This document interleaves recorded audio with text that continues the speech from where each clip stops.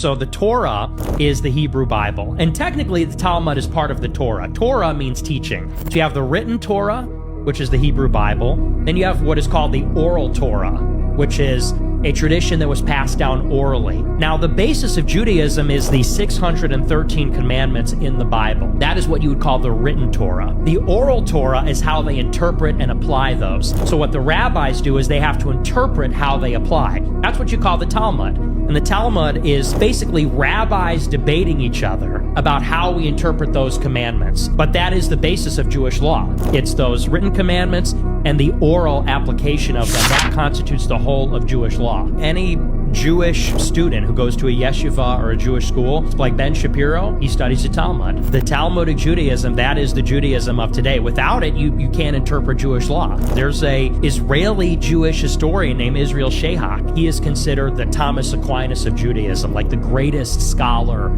of Jewish law.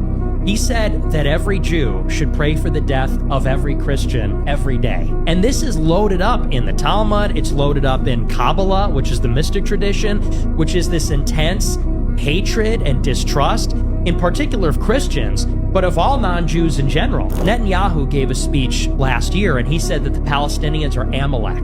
Amalek is a biblical term. It refers to a story in the Old Testament where the Israelites wipe out an entire race. They're called the Amalekites. And Yahweh tells them, kill all the women, all the children, murder all of them, genocide them, so their bloodline stops. And that's a reference to that Bible story. And if you read anything about the Israeli government, anything even about Talmudic Judaism, what they say is, we don't love our enemies. They say that the non-Jews, we don't even consider them human. They don't have souls. They don't have moral culpability. We have very little regard for their lives.